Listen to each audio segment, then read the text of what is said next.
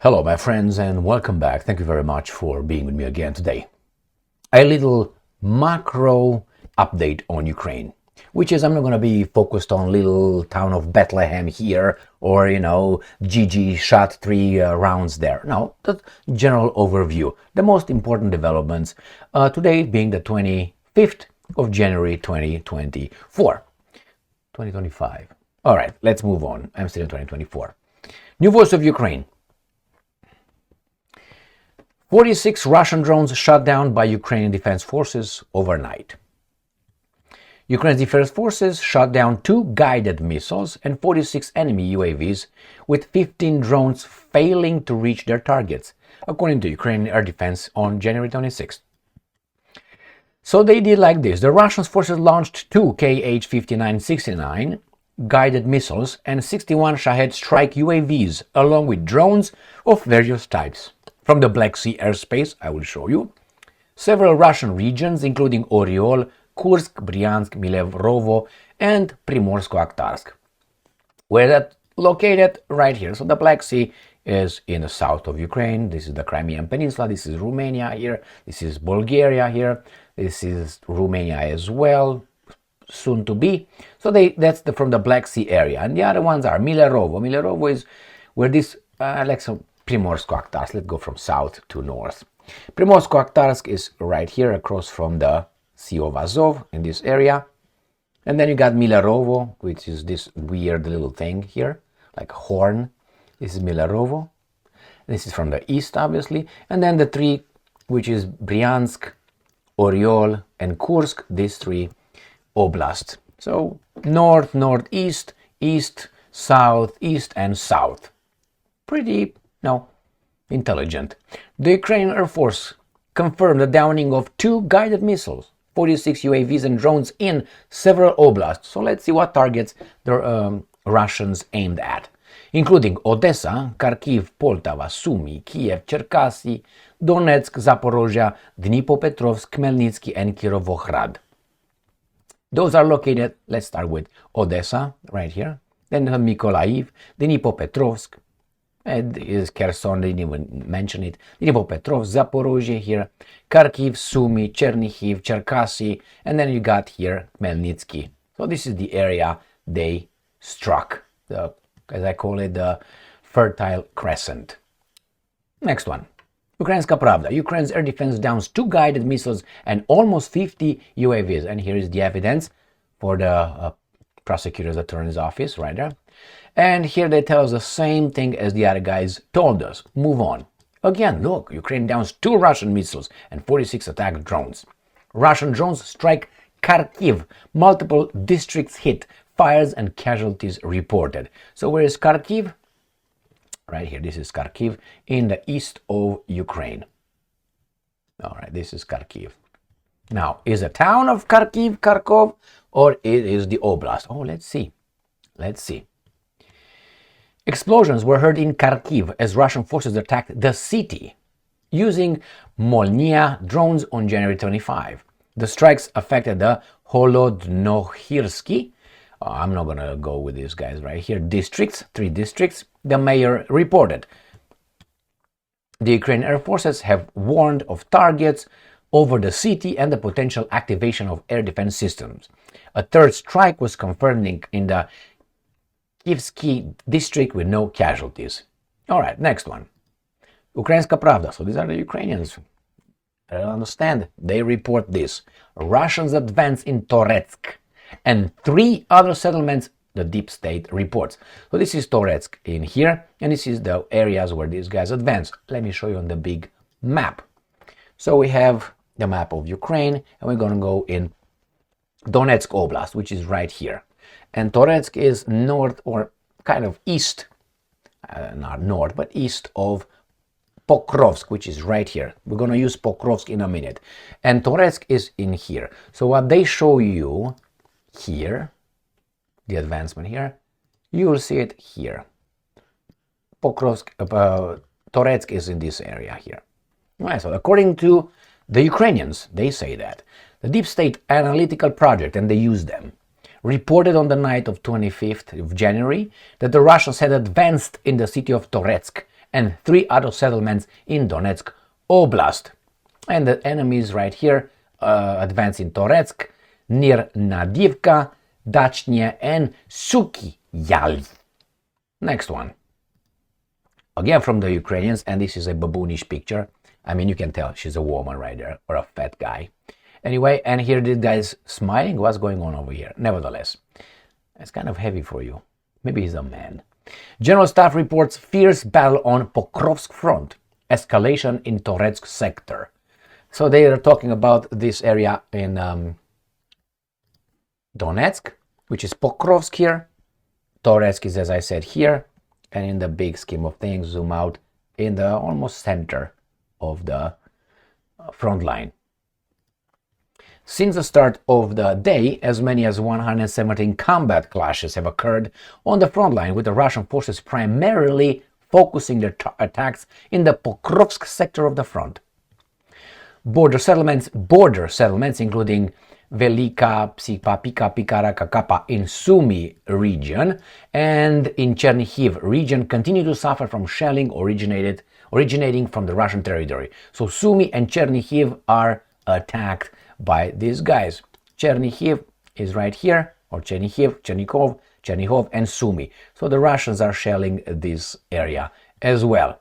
Well, that's with this, right? In the Kharkiv sector, the Ukrainian defenders repelled one Russian assault near Vovchansk. So Kharkov is in this area, and here is an area where the Russians are trying to advance, which is Kupiansk. They try to get close as possible. They're going to certainly encircle that. I have no doubt that it will happen.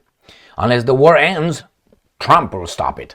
In Kupiansk sector, the Russians launched 9 assault actions near this little towns of Bethlehem. 4 clashes are ongoing.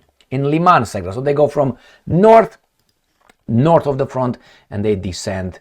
So from here, from Kharkov, from here, and they go. They're going to talk about all this. So right now we're in Liman area, which is in this area here. This is Liman, Krasny Liman. So they went from here. They go down to Liman, and then going to go down to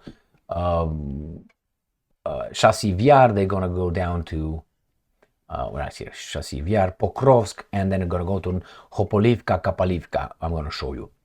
So in the Liman sector, the Russian forces attacked 11 times. 4 clashes remain unsolved. All right, and Toretsk, they put Toretsk over there. In Krematorsk sector, lower, south a little bit, the enemy attacked 25 times near Chasiv Yar, as I said, and Bilahora. They are talking about, so they descended from Kharkiv, Kupiansk, they went to Liman, and then they went here to Chasiv Yar, which is right here, this area. This is Toretsk. We're going to be probably next. Then it's going to be Pokrovsk here. All right, the Toretsk sector, the enemy launched 13 attacks near Toretsk, and then 4 attacks are ongoing. In Pokrovsk, as I said, the Russian forces made 46 attempts to dislodge the Ukrainian defense forces from their positions near a lot of, I'm not going to read them, little settlements. The Ukrainian defenders have repelled 30 attacks, while 16 clashes are still underway. Russian losses are being clarified. The Novopavlivka sector. So they go south. The Russians made 1 assault attempt near Kostiantynopil. The battle continues. Orikhiv, and then they go back to Kursk, which is right in Russia. The Ukrainian defense forces have repelled 6 attacks throughout the day, while 5 attacks are still underway. The enemy conducted over 240 shelling attacks, including 4 using multiple launch rocket systems. So they talk about Kursk, where Ukrainians at the orders of NATO invaded Russia. Like many before, they will come home not. All right, but in the meantime, the Europeans are preparing to deploy troops, but they want the Americans to do it first. Why? Because that's how strong countries, independent, sovereign countries, act. Europeans want US troops in potential peacekeeping mission in Ukraine, Bloomberg reports. Why not you, buddy? Homie, why don't you? If you're so tough, because they are owned by these guys, are occupied by these guys. All right? European officials want the administration of US President Donald Trump to commit to securing Ukraine's safety. Okay. Okay, they are committed to secure your safety as well, European Union, including by deploying American troops for a potential peacekeeping mission. Good, good, good, good, good. Next one. And we have these guys that I said many times, they will be activated. She is just a tool. New Voice of Ukraine, the 25th of January. Sandu, the president of Romanian part of Bessarabia, vows to counter Russian efforts to use Moldova against Ukraine. Can you imagine that? That's 3.5 million people living in Bessarabia, in this part right here. So this is Bessarabia, they call it Moldova because it's part of Moldova, which is Romania. These guys are about 3.5 million people. So they will not allow Russia, right, to use this one against the Ukrainians. Why? Because she vows to do that. Vows. Moldovan President Maya Sandu promised that Moldova will resist any attempts by Russia to use the country against Ukraine by creating an energy crisis in Transnistria and consolidating its illegal military presence in the region. Hey, baby doll, will you promise that Moldova will resist any attempts by the United States of America to use your country against the evil Russians? And yet, this is calculated strategy, she says. Russia seeks to create social and economic chaos. No. Russia did not come towards you. It was NATO who came towards Russia. So from the get-go, we know who the aggressors are. So if I'm right here and someone is over there, hey, what's up? Hey, good. You start moving towards me, coming closer, back the fuck off. And then what do? All right. So who's the aggressor here? I am? No. As far as you stay over there, baby doll, we're good. You're approaching, and then you put your hand on the... I'm going to defend myself. So Maya Sandu should be more concerned about her own little turf, which belongs to Romania, than to what's going on with Ukraine. She is a tool used by the same guys who used the Ukrainians. And the same guys will activate the guys in Moldova, you'll see, possibly the guys in Romania, the baboons in Poland, the Poles with the balls, and the baboons in the Baltic states first. And then we'll see. Probably they're going to try with Armenia at one point. With Georgia, they failed. So they're still trying right now, as I'm speaking. There are mass demonstrations in Slovakia. That's a coup occurring over there. I just made a video about that about 10 minutes ago. Not a minute, an hour ago. Right? And then Orban is going to be next. And everything is going to be Pax Americana. Peace and nice. In your cage, everyone. And you're going to be peaceful. And I'm going to be doing whatever I want. When I want to take care of you, I'm going to open your cage, come in, get out, close the door, get to another one. But hey, you are peaceful. Nobody will attack you, I promise. The cages are pretty sturdy. That's the Pax Americana. And in the meantime, I will suck your blood every day as much as I want. Why? Because I have troops in your little cage and I decide what you do. Look at the Europeans. Europeans are in their little cage, and it's a big cage, the European Union, that has little cages, like Romania has its own cage, Poland has its own cage, all in the cage of the European Union, which is in the cage of the United States of America is the guy who has the key. Okay? And you know how you might... I'm not going to say it. I was about to say how it protects the key. He leaves the key right there to pick it up, but first sticks it in the ass, and then after he sticks the key in the ass, puts it in front of the how do you call it, the cage, and nobody will touch it. That's what they do. So they will stay in the cage. Why? Because they are courageous and they like freedom and democracy.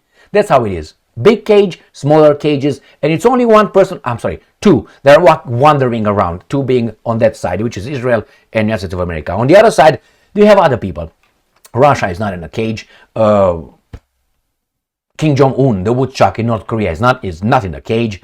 Iran is not in a cage. Ramaphosa in South Africa is not in a cage. Australia is in a cage. New Zealand is in a cage. Japan is.